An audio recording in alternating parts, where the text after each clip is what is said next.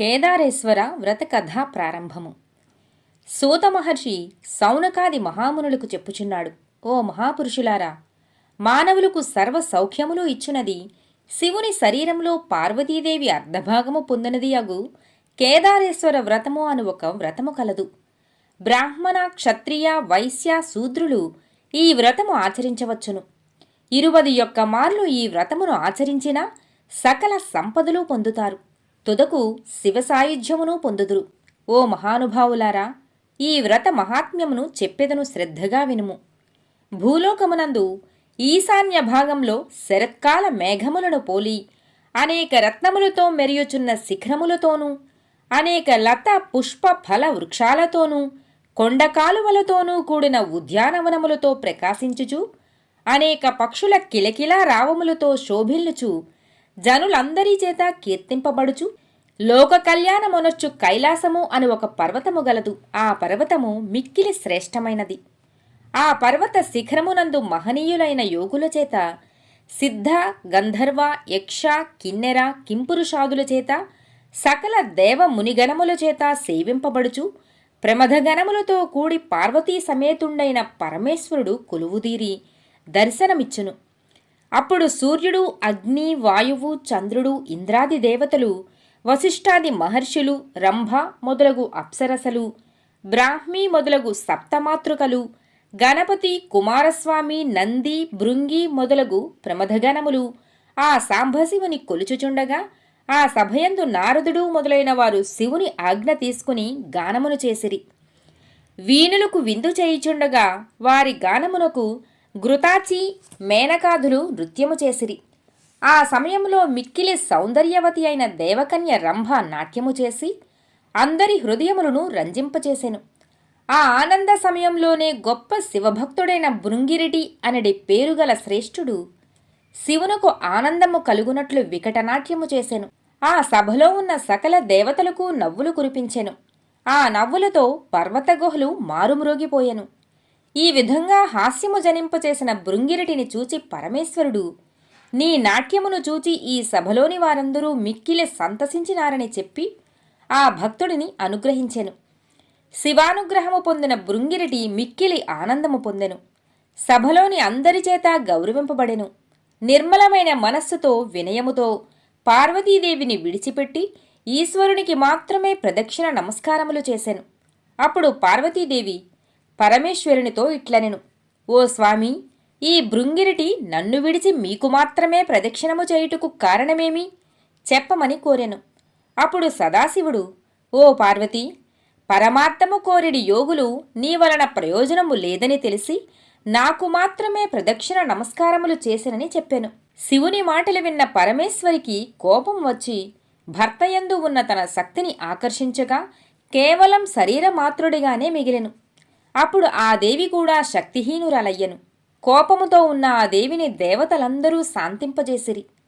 అప్పుడు ఆ దేవదేవునితో సమానమైన యోగ్యతను సంపాదించుట కొరకు తపస్సు చేయుటకు నిశ్చయించుకుని కైలాసమును విడిచిపెట్టి సింహ, శరభ, శార్దూల, గజ మృగాదులచే సేవింపబడుచు, నిత్య వైరము ఉన్న పాము, గ్రద్ద వంటి సకల జంతువులకు వైరము లేకుండా చేయుచున్నది, అనేక వృక్ష లతాదుల చేత నిండియున్నటువంటి ఋషిశ్రేష్ఠుల చేత సేవింపబడుచున్నది అయిన సర్వాభీష్టములను తీర్చడి గౌతమ ముని యొక్క ఆశ్రమములో ప్రవేశించెను అమ్మ.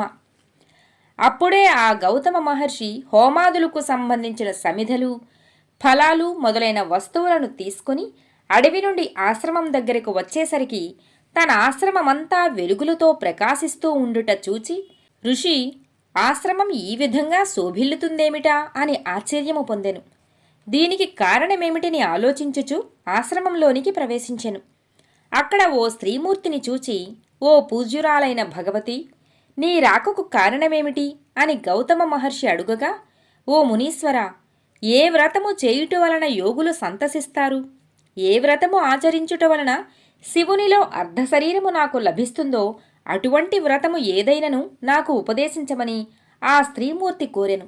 అప్పుడు ఆ మహర్షి ఆలోచించి, తల్లి, సకల కోరికలు తీర్చునది శ్రీమత్ కేదార వ్రతము. వ్రతములలోకెల్లా ఉత్తమమైన ఈ వ్రతమును ఆచరించుము అని ఉపదేశించెను. అంతటా ఆ దేవి ఆ వ్రత విధానము చెప్పమని వేడుకొనెను. అంతట మహర్షి ఇట్లు చెప్పదొడంగెను. అమ్మా, భాద్రపద శుక్ల అష్టమి నాడు నిర్మలమైన మనస్సుతో 21 ధారపు పోచలతో 21 ముడులను వేసి శివుని ధ్యానిస్తూ పూజించి చేతికి ఆ రక్షను ధరించవలెను. ఈ వ్రతము ఆచరించు రోజున ఉపవాసముండి మరుసటి రోజు బ్రాహ్మణునకు భోజనము పెట్టవలెను. ఆ రోజు మొదలు అమావాస్య వరకు ఈ వ్రతము ఆచరించుచు శ్రీ కేదారేశ్వరుని పూజింపవలెను. గృహములోని ఈశాన్య భాగములో గాని తూర్పు ఉత్తర భాగములలో గాని ఒక పవిత్రమైన ప్రదేశంలో అలికి ముగ్గులు తీర్చి ఒక వస్త్రమును పరిచి అందులో ధాన్యమును రాశిగా పోసి ఆ రాశియందు అలంకరించిన ఒక పూర్ణ కుంభమును స్థాపించి 21 సూత్రములు ఆ కలసమునకు చుట్టి పట్టు వస్త్రముల చేత నవరత్నములు బంగారు నగల చేత అలంకరించి ఆ కలసంపై స్వామిని ఆవాహన చేసి గంధ పుష్పాక్షలతో షోడశోపచారములతో పూజించవలెను. 21 మంది బ్రాహ్మణులను పిలిచి కాళ్ళు కడిగి ఆసనములు ఏర్పాటు చేసి వారిని కూర్చుండబెట్టవలెను. అక్కడ కేదారేశ్వరుని యథావిధిగా అర్చించి 21 రకములైన పిండి వంటలను 21 రకములైన ఫలములను నివేదించవలెను. శ్రీ కేదారేశ్వరుని భక్తితో స్తుతించవలెను. బ్రాహ్మణులకు యథాశక్తిగా దక్షిణ తాంబూలములిచ్చి వారిని సంతృప్తపరిచిన ఎడల ఆ పరమేశ్వరుడు ప్రీతి నొంది నీవు కోరిన వరములు ప్రసాదించును అని చెప్పగా ఆ పార్వతీదేవి గౌతమ మహర్షి చెప్పిన విధముగా ఆచరించెను. అంతటా పరమేశ్వరుడు సంతుష్టుడై దేవగణములతో అక్కడికి వచ్చి తనలో అర్ధభాగమును పార్వతీదేవి కొసగెను. ఆ పార్వతీదేవి అందులకు సంతసించి లోకానుగ్రహము కోరి తన పతి అయిన శివునితో ఈ వ్రతము ఆచరించు వారులకు సకల కోరికలు తీరునట్లు అనుగ్రహించినా అందరూ ఈ వ్రతమును ఆచరించుదరని చెప్పగా తథాస్తు అని శివుడు దేవతలతో అదృశ్యమయ్యను. మరికొంత కాలమునకు మహాశివభక్తుడైన చిత్రాంగదుడు అను గంధర్వుడు నందికేశ్వరుని వలన ఈ వ్రతమును తెలుసుకుని ఆచరించి భూలోకములోని జనులకు ఈ వ్రతమును ఉపదేశించి ఆచరింపచేయవలను అనే కోరిక గలవాడై ఉజ్జయిని నగరమునకు చేరి వజ్రదంతుడు అను రాజునకు ఈ వ్రత విధానమును ఉపదేశించెను. ఆ రాజు ఈ వ్రతమును కల్పోక్త ప్రకారముగా ఆచరించి సార్వభౌముడయ్యను. అటు తరువాత కొంతకాలమునకు ఆ నగరంలో ఉన్న వైశ్యునకు పుణ్యవతి భాగ్యవతి అను 2 కుమార్తెలు కలిగిరి. వారిద్దరూ తండ్రి దగ్గరకు వెళ్ళి, ఓ తండ్రి, మాకు కేదార వ్రత విధానమును చెప్పమని అడిగిరి. అప్పుడు ఆ వైశ్యుడు, అమ్మా, నేను మిక్కిలి దరిద్రుడను, పూజా సామగ్రిని కూడా సమకూర్చలేనివాడిని. మీరు ఈ ఆలోచన మానుకోండి అనగా, ఓ తండ్రి, నీవు అనుమతి ఇస్తే చాలు, అదే మాకు గొప్ప సంపద. ఆ వ్రత విధానం ఎట్లో చెప్పమని అడిగి తెలుసుకొనిరి. వారు ఒక మర్రి చెట్టు వద్ద కూర్చొని 21 పోచలతో కూడిన సూత్రము తయారు చేసుకుని యథావిధిగా పూజింపదలచిరి. వారికి ఆ పరమేశ్వరుడు ఆ వ్రతమునకు కావలసిన పూజా సామగ్రిని ప్రసాదించెను. అంతట వారు ఆ వ్రతమును భక్తి శ్రద్ధలతో ఆచరించగా ఆ పరమశివుడు ప్రీతి నొంది ఆ కన్యలకు ఆయురారోగ్య ఐశ్వర్యములను సౌందర్యమును ప్రసాదించి అంతర్ధానమయ్యను. ఆ తరువాత ఈ వ్రత మహాత్మ్యము వలన ఉజ్జయిని నగరమును ఏలుతున్న మహారాజు పుణ్యవతి అను కన్యను, చోళ భూపాలుడు భాగ్యవతి అను కన్యను వివాహమాడినారు. ఆ వైశ్యుడు సామ్రాజ్య సంపదలను పుత్రులను పొంది సుఖముగా ఉండెను. కొంతకాలానికి రెండవదైన భాగ్యవతి ఐశ్వర్యమదంతో ఈ వ్రతము ఆచరించుటను మానుకొనెను. అందువలన భాగ్యహీనురాలై పుత్రుని చేత భర్త చేత అసహ్యించుకొనబడి ఇల్లు విడిచి అడవులలో తిరుగుచు ఒక బోయవాని ఇల్లు చేరెను. అక్కడ తన పుత్రుని చూచి, నాయనా, నా అక్క అయిన పుణ్యవతిని ఉజ్జయిని నగర రాజు వివాహం చేసుకున్నాడు. నీవు అక్కడికి వెళ్ళి మన విషయమునంతా చెప్పి మనం బ్రతకటానికి కొంత ధనము అడిగి తీసుకుని రమ్మని పంపెను.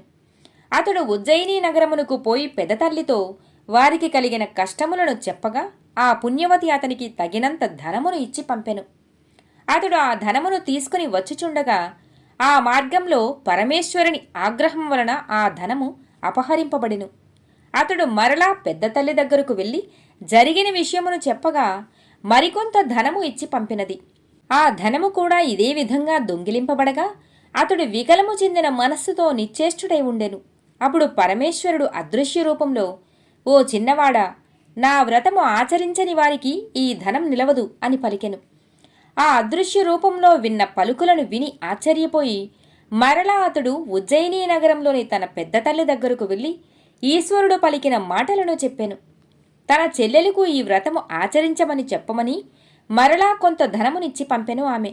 అతడు మరలా తన తల్లి దగ్గరకు బయలుదేరి వచ్చుచుండగా ఆ మార్గంలో ముందు పోగొట్టుకున్న ధనమంతా తిరిగి పొందగా సంతసించి ఆ ధనమునంతా తీసుకుని కాంచీపురంలోనికి ప్రవేశించుచుండగా ఆ సమయంలో చతురంగ బలముతో కూడి అతని తండ్రి ఎదురు వచ్చి ఆ బాలుని అతడి తల్లిని తన వెంట తీసుకుని వెళ్ళెను.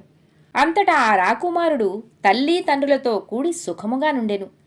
అది మొదలుకొని తల్లి భాగ్యవతి తండ్రి చోళరాజు ఈ వ్రతము ఆచరించుచు సకల ఐశ్వర్యములు పొంది అనుభవించుచుండిరి.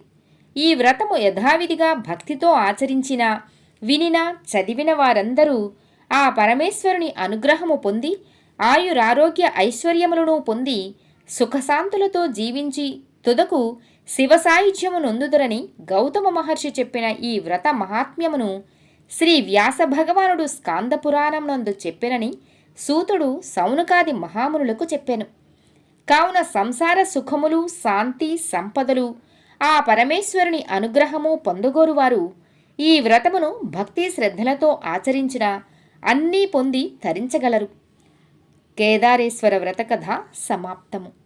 సర్వే జనా సుఖినో భవంతు.